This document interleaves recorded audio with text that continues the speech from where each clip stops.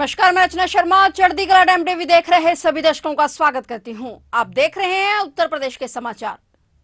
इलाहाबाद उच्च न्यायालय ने एक महत्वपूर्ण निर्णय सुनाते हुए कहा है कि उत्तर प्रदेश में वसीयत का पंजीकरण कराना अब अनिवार्य नहीं है। उत्तर प्रदेश सरकार ने 23 अगस्त 2004 से वसीयत का पंजीकरण कराना अनिवार्य किया था। अदालत ने कहा कि उत्तर प्रदेश में वसीयत का पंजीकरण कराने की आवश्यकता नहीं है और गैर पंजीकृत वसीयत अवैध नहीं होगी, चाहे वह वसीयत उत्तर प्रदेश संशोधन कानून 2004 से पहले की हो या बाद की। सूत्रों से मिली जानकारी के मुताबिक न्यायमूर्ति सिद्धार्थ वर्मा और न्यायमूर्ति अजित कुमार की खंडपीठ ने उत्तर प्रदेश जमींदारी उन्मूलन और भूमि सुधार अधिनियम की धारा 169 की धारा उपधारा 3 रद्द कर दी है और साथ ही स्पष्ट किया कि यदि वसीयत पंजीकृत नहीं है तो वह अवैध नहीं होगी।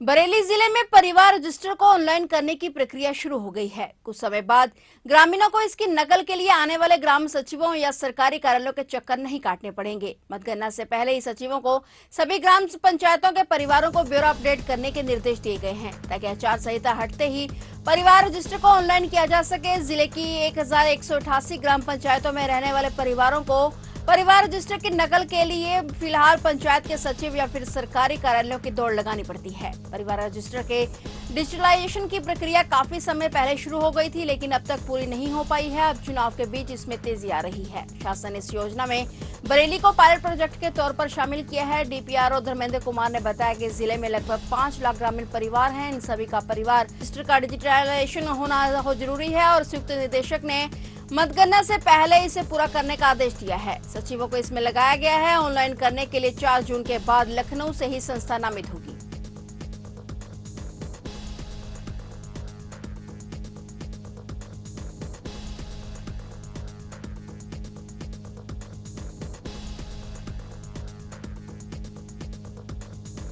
उत्तर प्रदेश के मुख्यमंत्री योगी आदित्यनाथ ने कहा कि अगर इंडिया गठबंधन सत्ता में आता है तो देश में एक बार फिर आतंकवाद और नक्सलवाद का दौर शुरू हो जाएगा। योगी ने कांग्रेस को निशाने पर लेते हुए कहा कि संविधान संशोधन का डर फैलाने वाली कांग्रेस ने सबसे पहले भारतीय संविधान में संशोधन करते हुए अभिव्यक्ति की आजादी को रोकने का कार्य किया था। वहीं मुख्यमंत्री ने समाजवादी पार्टी पर सीधा हमला बोलते हुए कहा कि सपा के एजेंडे में अयोध्या का विकास नहीं बल्कि अयोध्या में आतंकी हमला करने वाले आतंकवादियों के मुकदमे वापस लेना था। बता दें कि मुख्यमंत्री सभी विधानसभा क्षेत्रों में लोकसभा सीटों के लिए चुनावी जनसभाओं को संबोधित कर रहे हैं, जो पार्टी प्रत्याशियों के लिए जनता से वोट की अपील भी कर रहे हैं।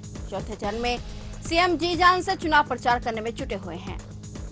एक कांग्रेस और आरजेडी का गठबंधन भारत के विभाजन की नींव तैयार कर रहा है। बाबा साहब भीमराव अम्बेडकर के द्वारा बनाए गए संविधान में ओबीसी एससी एसटी के आरक्षण पर सेंध लगाने की तैयारी कर रहा है और यह छूट इनको कतई मत देना, क्योंकि बाबा साहब भीमराव अम्बेडकर ने कहा था कि धार्मिक आधार पर हिंदुस्तान में आरक्षण नहीं हो सकता है और यह आरक्षण हमें धार्मिक आधार पर नहीं होने देना चाहिए। लालू जी के स्वर तो फूट ही पड़े हैं कि सभी मुसलमानों को ओबीसी का आरक्षण मिलना चाहिए। अगर ओबीसी का आरक्षण आप उनको दे देंगे तो फिर हमारा ओबीसी कहां जाएगा, कहां जाएगा? और कांग्रेस ने एससी के आरक्षण को राजेंद्र सच्चर कमेटी बना करके पहले ही सेंध लगाने की शुरुआत की थी। बहनों और भाइयों, इनकी साजिश को सफल नहीं होने देना है। आज भारतीय जनता पार्टी और एनडीए की सरकार मोदी जी के नेतृत्व में एक नए भारत का दर्शन करा रही है। तो नए भारत का नया बिहार भी बनना चाहिए कि नहीं बनना चाहिए?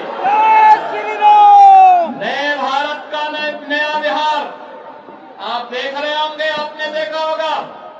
बहनों और भाइयों, जब कांग्रेस और आरजेडी की सरकार थी तब आतंकी घटनाएं घटित होती थी और जब आतंकवाद पर कार्रवाई करने की बात होती थी ये लोग क्या कहते थे आतंकवाद सीमा पार से है। एक ही बहाना होता था, सीमा पार से आतंकवाद। बहनों और भाइयों, आज सीमा पार से आतंकवाद नहीं, आज तो कोई जोर से पटाखा भी फट जाए ना तो पाकिस्तान सबसे पहले सफाई देता कि मेरा हाथ नहीं है। जब मजबूत सरकार होती है तो ऐसे ही दुश्मन अपनी औकात पे रहते हैं। जब मजबूर सरकार होती है तो आतंकवाद सिर चढ़ करके बोलता है। उत्तर प्रदेश के गाजियाबाद जिले में पुलिस ने 32 वर्षीय एक मौलवी को एक युवती से दुष्कर्म करने और उसका आपत्तिजनक वीडियो बनाने के आरोप में गिरफ्तार किया है। ग्रामीण क्षेत्र के डीसीपी विवेक चंद्र यादव ने इस मामले में दर्ज शिकायत के हवाले से बताया कि गाजियाबाद जिले में मसूरी थाना क्षेत्र के एक 22 साल की युवती 2 वर्ष पूर्व मौलवी जब्बार के यहाँ पढ़ने जाती थी और उसी दौरान मौलवी ने उसे कथित तौर पर दुष्कर्म किया और उसका वीडियो बना दिया। डीसीपी ने शिकायत के हवाले से कहा कि उसके बाद से मौलवी उसे लगातार डरा धमकाकर उसका शारीरिक शोषण करता रहा। तब वह उसे धमकी देता था कि अगर उसकी बात नहीं मानेगी तो वह उसका वीडियो सार्वजनिक कर देगा। पुलिस ने बताया कि कुछ दिन पहले मामले का वीडियो गांव में सार्वजनिक हो गया, जिसके बाद स्थानीय लोगों ने पीड़िता के माता पिता को इस बारे में सूचित किया। उन्होंने बताया कि इसके बाद मौलवी के खिलाफ प्राथमिकी दर्ज कराई गई। पुलिस ने मामले में आरोपी मौलवी के खिलाफ विभिन्न धाराओं के तहत एफआईआर दर्ज की है। डीसीपी ने बताया कि मौलवी का मोबाइल फोन जब्त कर लिया गया है और पीड़िता को मेडिकली जांच के लिए भेजा गया है। उन्होंने कहा कि पुलिस उन दोषियों का भी पता लगा रही है जिन्होंने जानबूझकर वीडियो सार्वजनिक किया।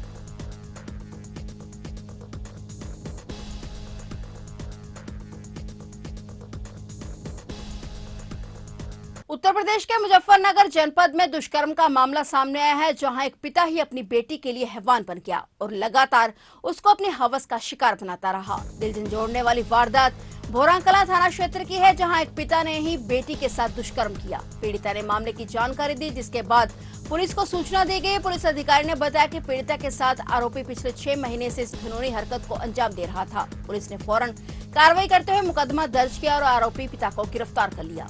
एक तहरीर प्राप्त हुई एक 15 वर्षीय नाबालिग लड़की के साथ उसके पिता द्वारा पिछले 6 महीने से मारपीट और बलात्कार किया जा रहा है।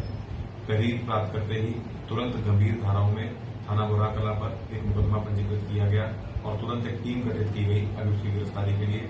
आज मेन अभियुक्त को गिरफ्तार कर माननीय न्यायालय के समक्ष पेश किया जा रहा है और पीड़िता का मेडिकल और अग्रिम विधिक कार्रवाई की जा रही है। बरेली में एक महिला की बेरहमी से पिटाई का मामला सामने आया है। यहाँ एक दिव्यांग युवक ने महिला को बच्चों के सामने खूब पीटा। इतना ही नहीं, महिला के बाल पकड़कर घसीटा और फिर लाठी डंडों की बारिश कर दी। बताया जा रहा है कि युवक का महिला से बकरी चराने को लेकर विवाद हुआ था, जिसके बाद दबंग युवक ने उसकी पिटाई कर दी। इतना ही नहीं, दबंग ने उसके छोटे बच्चों को भी फटकार लगाई। बच्चे डरे सहमे हुए उन्हें और उनकी मां को छोड़ने के लिए उस बदमाश के आगे मिन्नतें करते रहे, पर उस निर्दयी को दया नहीं आई। पुलिस ने महिला की तहरीर पर मुकदमा दर्ज कर लिया है और मामले की जांच जारी है।